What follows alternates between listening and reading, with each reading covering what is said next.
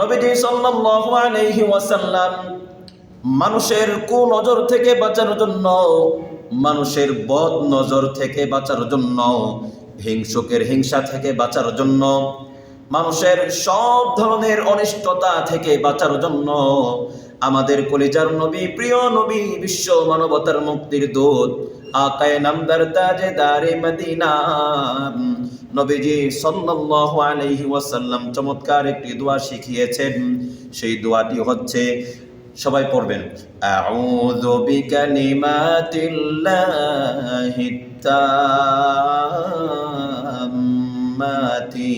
মিন কুল্লি শাইতানিন ওয়া হাম্মাতিন ওয়া মিন কুল্লি আইনিল লাম্মা। নবীজি সাল্লাল্লাহু আলাইহি ওয়াসাল্লাম বলেন, তোমরা মানুষের কুনজর থেকে বাঁচার জন্য, হিংসুকের হিংসা থেকে বাঁচার জন্য তোমরা এই দোয়াটা বেশি বেশি পাঠ করবা। সকালবেলা পাঠ করবা, দুপুরে পাঠ করবা, সন্ধ্যাবেলা পাঠ করবা, রাতের বেলা পাঠ করবা।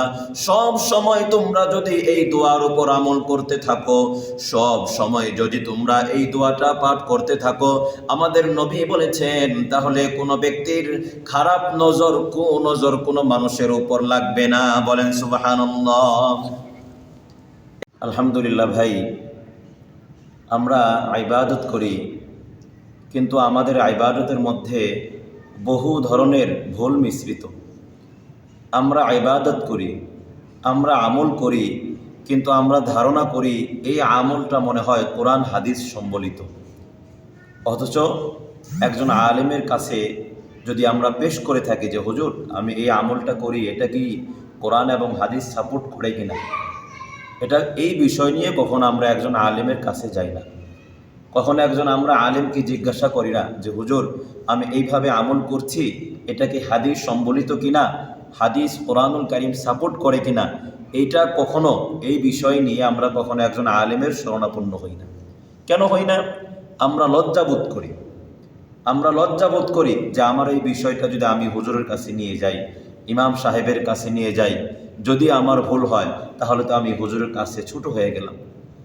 এরকম অহংকারী মানসিকতা নিয়ে আমরা ভুল ইবাদত করি।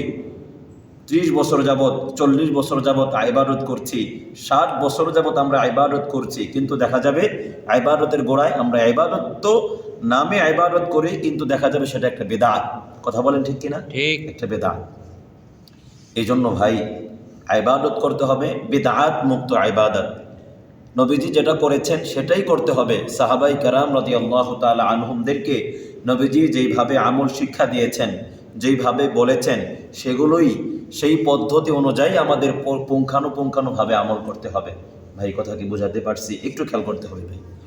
এরই ধারাবাহিকতায় সমাজের মধ্যে আমাদের একটা ভুল আছে। যেমন আমরা বাচ্চাদেরকে, আমাদের কোমলমতি শিশু, ছোট বাচ্চা, কিশোর, এদেরকে আমরা মানুষের নজর থেকে বাঁচানোর জন্য কি করি আমরা দেখেন, আমরা একটা আমল করি, আমরা মনে করে থাকি যে এটা হাদিস সম্বলিত। সম্পূর্ণ ভুল এটা, কখনো এটা হাদিস সম্বলিত না। আমরা কি করে থাকি, বাচ্চাদের কপালে আমরা কালি দিয়ে টিপ দিয়ে থাকি। ভাই কথা বোঝেন, কেউ ভুল বুঝবেন না প্লিজ। তো বাচ্চাদেরকে আমরা কুনজর থেকে বাঁচানোর জন্য কি করি ভাই, কালি দিয়ে, বিভিন্ন ধরনের কালি দিয়ে, পাতিলার কালি হোক বা আইব্রো হোক, বিভিন্ন ধরনের কালি আমরা ইউজ করে থাকি। সেটা দিয়ে আমরা কপালের ডান পাশে হোক বা বাম পাশে হোক আমরা টিপ দিয়ে থাকি। টিপটা কেন দিই? যাতে করে মানুষের কুনজর আমার বাচ্চার শরীরে না লাগে। না, এই ভাই, পাতিলার কালির কোনো ক্ষমতা আছে যে মানুষের কুনজর থেকে হেফাজত করবে? তাই যদি না হয় তাহলে আপনি এই বিশ্বাসটা কিভাবে লালন করছেন? 30 বছর যাবৎ আপনি আপনার সন্তানকে, আপনার নাতিকে, আপনার নাতিনকে, আপনার ভাতিজিকে কপালের মধ্যে টিপ দেন, অথবা টিপ আপনার ফ্যামিলির কেউ দেয়, আপনি কাউকে কিছু বলেন না। এটা যে বিদআত, এটা যে গর্হিত কাজ, কাউকে আপনি বলেন না, কারণ আপনি তো জানেনই না বিষয়টা যে গর্হিত কাজ। এই ক্ষেত্রে আমাদের করণীয় কি? অনেক মানুষ এটা বিশ্বাসই করে না যে মানুষের নজর যে সত্য, একটা নজরের মাধ্যমে একজন মানুষ যে অসুস্থ হয়ে যায়, এটা বিশ্বাসই করে না। অথচ নবীজি সাল্লাল্লাহু আলাইহি ওয়াসাল্লাম সহিহ বুখারীতে বলেছেন, যে সাল্লাল্লাহু আলাইহি ওয়াসাল্লাম বলেন, আল আইনু হাক্কুন।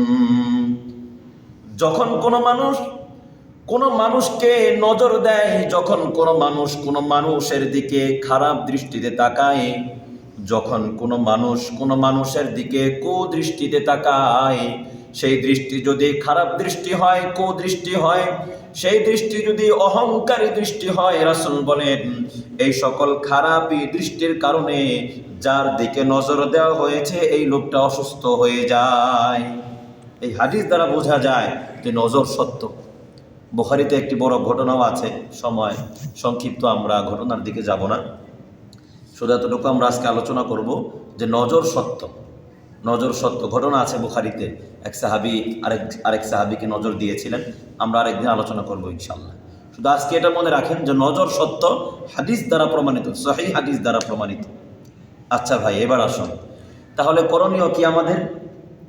আমাদের করণীয় হচ্ছে নবীজি সাল্লাল্লাহু আলাইহি ওয়াসাল্লাম এই যে মানুষের কুনজর থেকে বাঁচার জন্য একটা দোয়াও আমাদের শিক্ষা দিয়েছেন। আরে সুবহানাল্লাহ পড়েন। রাসূল একটা দোয়া শিক্ষা দিয়েছেন, চমৎকার একটি দোয়া, অর্থ অসাধারণ চমৎকার একটি অর্থ।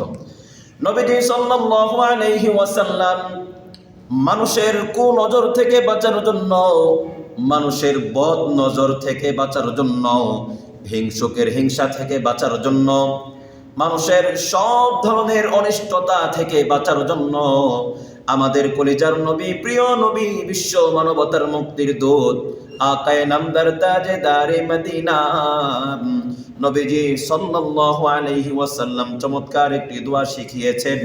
সেই দোয়াটি হচ্ছে, সবাই পড়বেন, আউযু বিকালিমাতিল্লাহিত